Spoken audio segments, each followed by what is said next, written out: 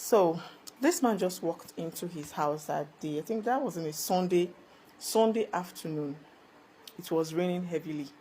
It was raining heavily. So he came in drenched. Okay, prior before then, he traveled for a work trip. He's an engineer, like they used to call them mercy men here in Nigeria. I don't know what people call them. These people that mold blocks. He traveled for a contract in another state. So after like 2 weeks, nobody could reach him. His family could not reach him. They could not call him. The wife was worried. The wife started reporting to people, went to the police, made some complaints, reported to the police, and they started looking for the husband. Then one day, one Sunday evening, it was raining heavily. I can still remember. Sunday evening, the man just walked in, like knocked on the door, and the wife opened her. No, how we knew that the man was back was because everybody was shouting, "Hey, saying don't come back, oh, finally, oh." They started asking, what happened to your phone now? They've been trying to reach you. You know, the kind of coldness he gave at first. He just said, like casually, that the phone went bad at sight, that it fell inside one of the stuff that they were molding, and that he couldn't retrieve the phone. So that was what happened to his phone. The wife was angry. Like, what happened? You should have at least looked for a way to reach me and all that. So he just begged the wife. The wife went to the police station, withdrew her complaint about missing husband, then told the landlord that everybody, other person that was helping her look for her husband was back. So everybody stopped looking. The moment the man entered inside the house, everything changed. He's this kind of person that laughs a lot with the neighbors, both children, adults, male, female. He doesn't joke with anybody. He laughs a lot. But the moment he came back from that trip, he became withdrawn. He stopped talking to people.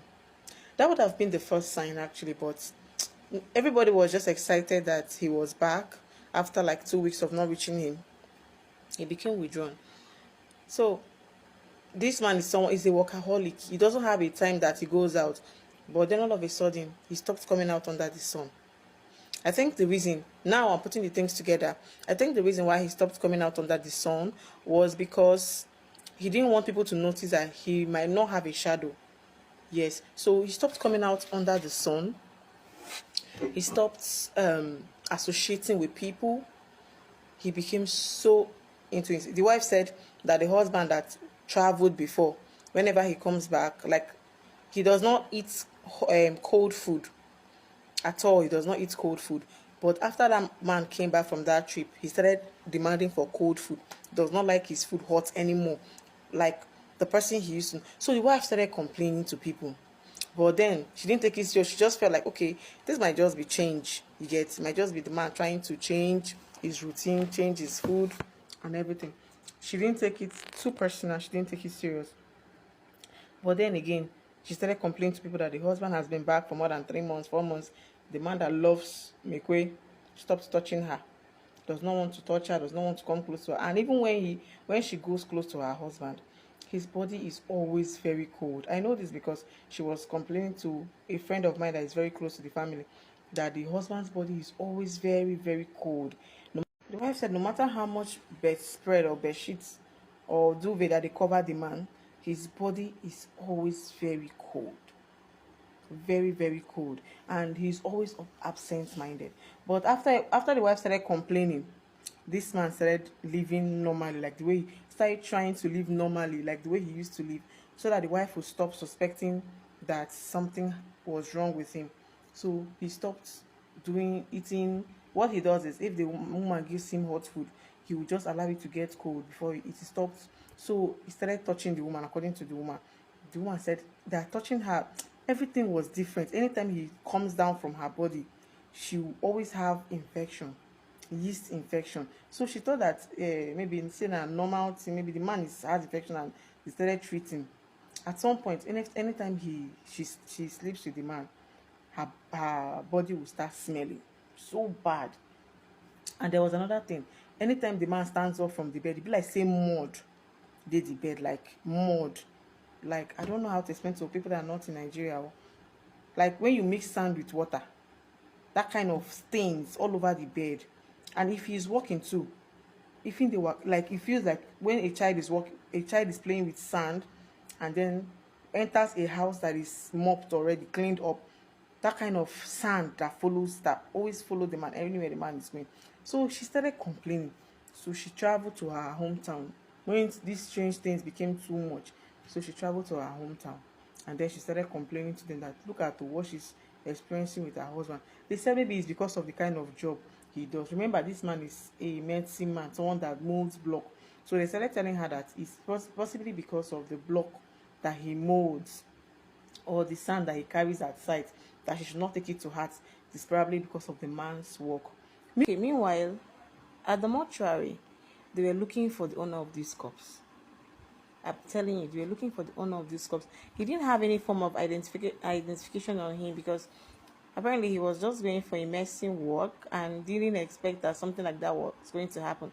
Although he had a phone, but you know our Nigeria now, if there's an accident somewhere, the first thing they do is they will go and search the people that had the accident and steal all their valuables. So they stole his phone, stole his bag. So there was no means for the mortuary attendants to kind of identify that the man, the member of the family. So they kept searching. At some point, they had to do a mass burial. When they were doing a mass burial, according to them, they tried to bury him then, but something led to the other, and they could not bury him. They brought him out. They said in case his family members come looking for him. Then one day, the wife became very, very worried and became very disturbed. She said, "Make she go find out wetin dey do the man, because it's unlike her husband. Her husband is a very cheerful person, but ever since he came back from that trip that he went missing, he has just been off." So she told her father. Her father now went to a seer. They told When she got to the seer's place, the seer told her that her husband was dead. That her husband was not alive. She was like, no, that husband is not dead. She even said, God forbid, that her husband is not there. Her husband is in the house with her. Just that he's not himself. Maybe something is bothering him. The seer said, no, your husband is not alive. Your husband is dead. I am not seeing him alive. The person you gave me his picture and his name is dead, and he has died for 2 years. The woman said no, that the seer was fake. In fact, she told the father that this place after they left the seer's place, the father of the girl was very worried, so he went back to ask the seer what he said he saw, and no asked further questions about what he told them. So I think he explained further that he was not seeing the person, like the person that they brought his name and his pictures to know what's happening to him, that the person is dead, and the person backed the mirror. They mentioned his name there, and then he backed the mirror, that the person was dead. So the father asked the seer what they were going to do about it. The seer said they should just go home, that the man already knows that they have gone out to look for what happened to him, so they should just go home, that whatever will happen next will play out as soon as they get to the house. So they left. When they got home, the woman started asking the husband questions. Are you okay? My father and I went somewhere. The seer was talking nonsense, that he said you were dead. He said the man now told her that he's not dead, that he just saw himself one day coming home. That he just saw himself one day coming home. He doesn't know what's happening to him. That he just saw himself one day coming home, like to their house. But then before the father could come back from where, like to come back to the woman, to the daughter's house, to inform her what the seer told him after he left. That was how that man disappeared. As for that woman, that woman almost died, because they took her from one native house to the other, because the woman's pickles was in a mess, was smelling so bad. So they started taking her from one native doctor's house to the other, one prayer house to the other.